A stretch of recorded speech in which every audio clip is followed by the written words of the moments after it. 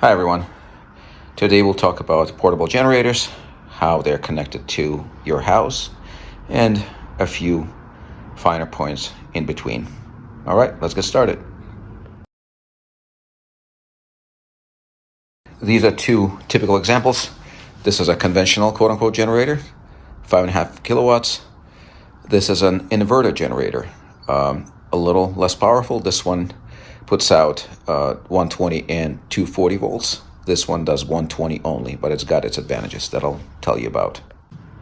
The quote-unquote conventional generator has to always spin its engine at 3,600 RPMs, revolutions per minute, regardless of whether there is load or not. That is because the frequency of alternating current is 60 hertz.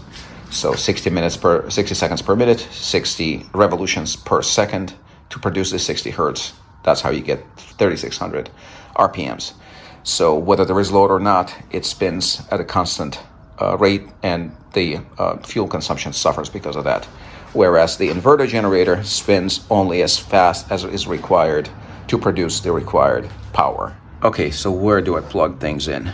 Well, regular appliances you can plug into these receptacles for semi-stationary connection to the house. You can use this kind of cord. It's L1430. This end plugs into the house side using the receptacle like you see here on the screen. This one doesn't have a 240 volt outlet. It only produces 120. This end plugs into the generator. This end still plugs into the house. It's not quite the official cord. It's kind of like aftermarket, shall I say, because the one and only phase goes to one and only hot goes to both hots here. So again, there's no 240. It's not quite to code, but still better than nothing when connecting it directly to a house.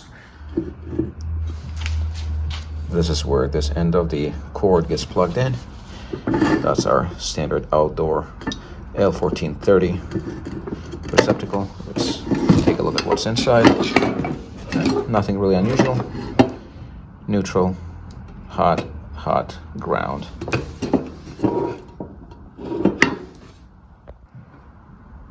As you can see here, there are no rubber gaskets. It's an outdoor rated fixture. Any water that ends up inside usually pools on the bottom. That's why I like to make a couple of drainage holes here, even though that's not required. Just something that I like to do, usually when installing these. This is the gauge of cable used to connect these receptacles to the house panel. This is a 10 gauge wire. It's 10-3, 2 phases and a neutral. In this particular case, the outer sheath, the steel jacket, along with this little conductor, serve as the equipment ground. This conductor shorts these winds to each other to provide better connectivity. This is also a 10 AWG cable, only of the NM type, or Romex is commonly called, even though Romex is a trademark. Plastic sheath. Red and black are hot, white is neutral, and there's a bare ground. You might ask, what's with the paper? The paper, well, right now it looks a little sloppy because I kind of unwound it. When you first cut the cable open, it's neatly wrapped around each conductor. It reduces the friction between the outer jacket and the conductors, and between the conductors themselves. It also provides for tighter contact of this bonding wire with the outer sheath. This design is over 100 years old. This BX, or what it's now called AC. Well, BX is not AC, but for these purposes, for the purpose of this video, I'm gonna use that interchangeably. In fact, if you go to a home improvement store, these cables are marked BX /AC, even though BX cable did not have this conductor. but this design is over 100 years old.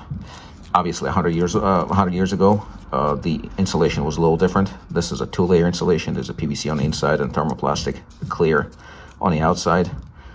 Back then, it was just rubber.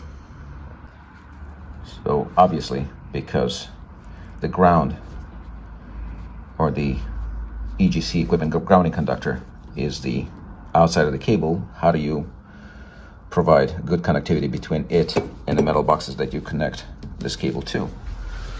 Well, simply with proper, what they call listed clamps.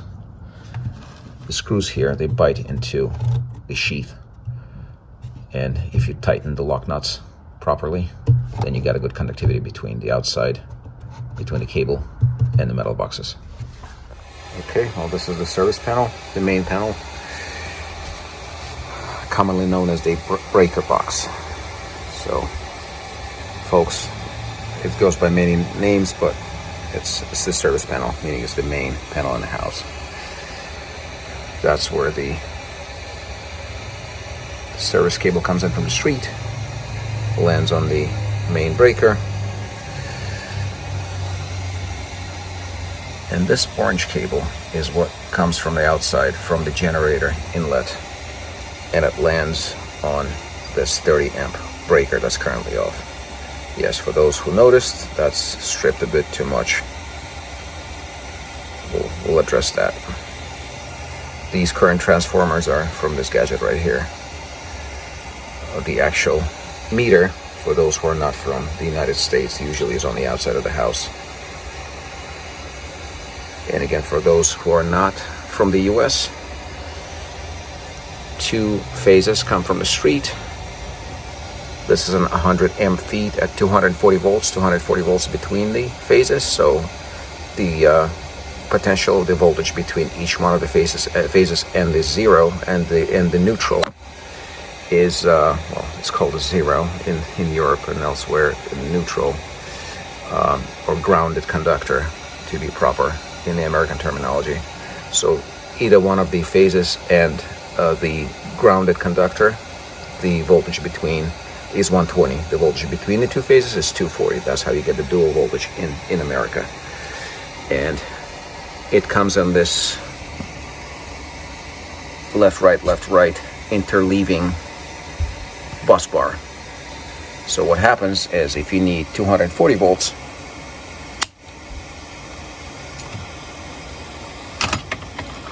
this 2-pole breaker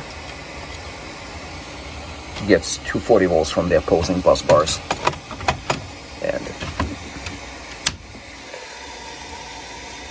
single pole breakers do the same thing. From one or the other, it gets 120 volts. If you're wondering why a 50 amp breaker has such thin wires, if you're an electrician, that's a surge suppressor. If you're particularly observant, you would have a question. So the main breaker, the breaker that the power from the street, the utility power comes in from, is on. This breaker, as I mentioned before, is from the generator. So let's say the generator is running right now. What if I were to flip it on? Well, what will happen? Well, nothing good will happen. Most likely your generator will go up in smoke.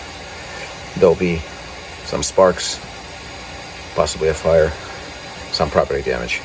Another possibility, if the street power is out, and you use your generator to feed the power back out on the street, you can kill somebody.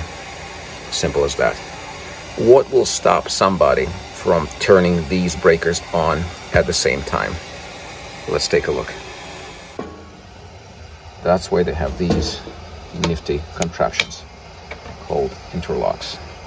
As you can see, I cannot turn on the generator breaker with this red sliding plate being down. The only way I can slide it up is to turn the main breaker off. When I do, I can lift it, and then I'll be able to turn this on, and vice versa. To turn the street power back on to the house, lower this, turn the breaker on, and the only way I can lower that is if I turn off the generator feed first. Quite inventive. There are many different types of interlocks depending on the models of your panel. Most of the panels have interlocks available, either aftermarket or OEM. The only issue here is with the main breaker off and the generator running, how do I know that the street power has been restored?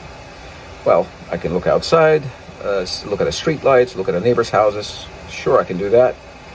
But short of that, there is really nothing standard on the market. Well, there are a couple of devices that they're not a fan, right? That will tell you that there is now power coming into the house again. So without some device telling you that, you'll have to take the front panel off, which is really undesirable with the generator running, because then you won't be able to use the interlock, right? With the panel, with that front off, and you'll have to touch the terminals of the main breaker with a voltmeter. Again, something I do not encourage anyone to do unless you're qualified to do so. That's very, very dangerous. Look at the disclaimer at the beginning of this video. So, short of that, how do you know that the street power has been restored? Well, let me show you that. So that's the blind spot, so to speak, with American electrical panels. There's no way to really tell what the voltage is of the utility supply coming from the street, or if the main breaker is off, is there a voltage there? Has the power been restored? So that's why you can assemble something like this, like I did, and I'll show you how it's connected to the panel. Basically, it's made out of boxes like this, and voltmeters like that. There are amp meters if you want to measure the draw of either your house or what it's drawing from the grid, or what it's drawing from the generator if you have it running. This is one of my earlier models. By the way, this is it looks a lot better when it's assembled. This is a firewall separating the low voltage from high voltage. Are these things listed and labeled? Of course not. This is assembled from arguably listed components in a very safe way, but the way they're connected to the panel is not exactly code compliant. So I'll save you all the angry comments in the comment section, right? So as an electrician, one would put this together for themselves, or maybe a friend or a family, but it's not something an electrician would install for a customer, because again, it's not a listed component. There's a lot of liabilities. So don't make these. I'm only showing what I did for myself at my own recognizance, so to speak, at my own risk. So I am not guiding you to go out and start making these and installing these for yourself. This is not what this video is for. I'm only showing what I've done for myself.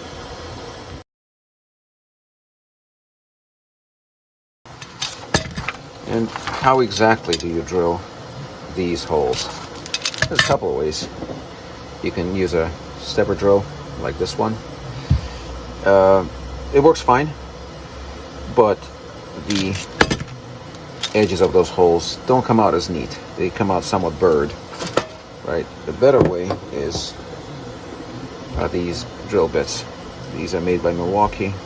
They exist from other brands. The smallest one, 7/8 of an inch for the 1/2 inch knockouts. The larger one, 1 1/8 for the 3/4 inch knockouts. 3/4 inch clamp, nominal size. The actual diameter, like I said, it's 1 1/8, and 1 3/8 for 1 inch knockouts. So that's what I'll use. You can drill using a regular power drill, or you can use this impact driver, which most electricians, that's all they use, is the impact driver. I drilled four pilot holes, but before I drill out further, I highly recommend that you lubricate the surface that you're about to drill, because metal on metal, it's pretty hard on the bit. So if you lubricate, you'll extend its life. All right, let's keep making those holes.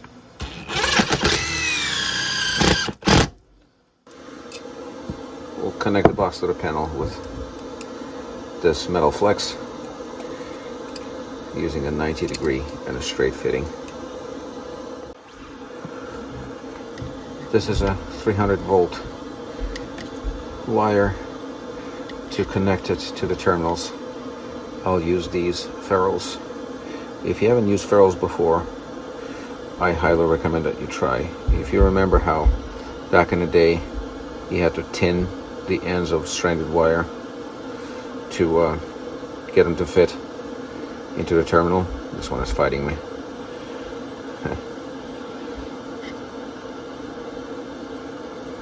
With ferrules, it's so much easier. Put it into ferrule of the right size. Use a scrimper. For one thing, it stays in for good. Just crimping, snipping this end that was sticking out, and it goes much nicer into any terminal or contact. Again, it's there for good. This is meant to replace having to tin the ends. Couple of points here. To connect the current transformers, I'm using these kind of connectors. And to connect the wires permanently, I'm using these heat shrink. They're rated for up to 600 volts. Obviously, you heat it up with the heat gun. Shrinks, and it solders the wires together, insulates them at the same time. And for these, I'm not sure if you've seen it, but that's the crimper. The red, blue, yellow.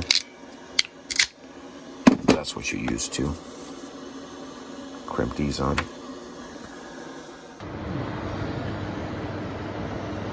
And now the pre-installation test of the assembly.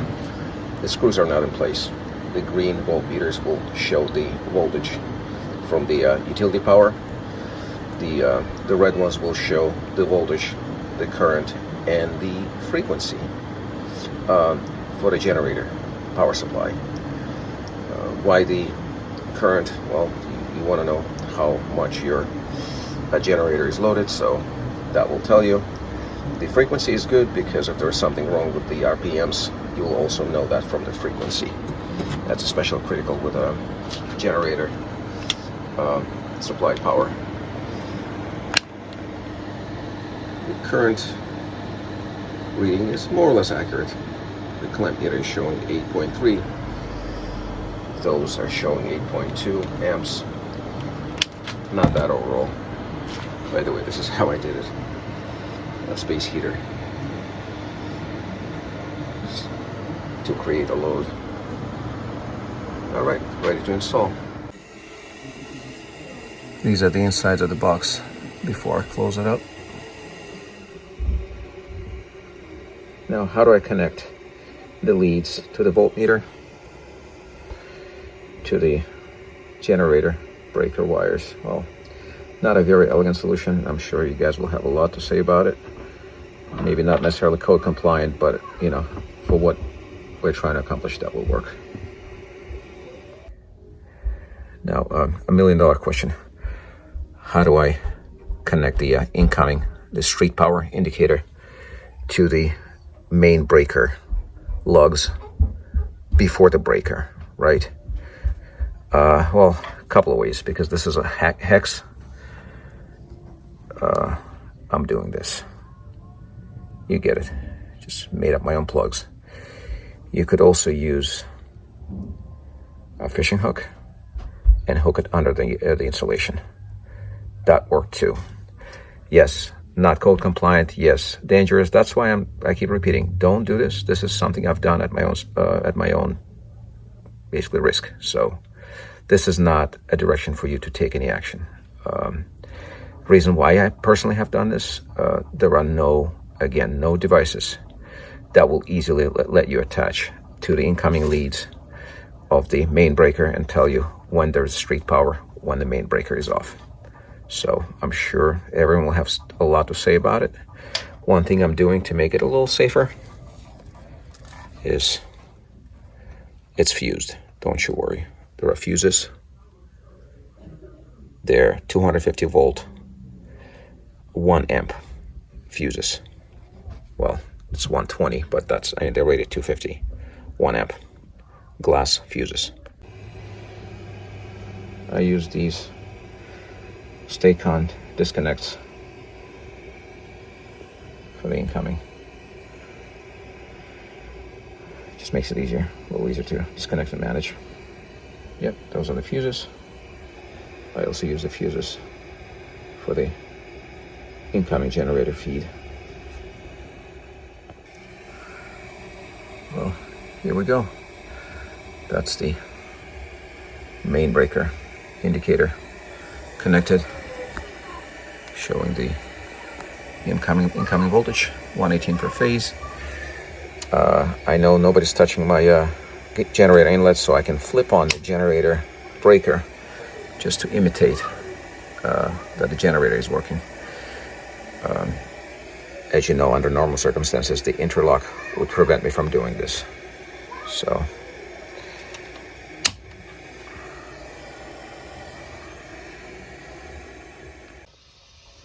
all right, the dead front is back on. Everything's working. Good to go.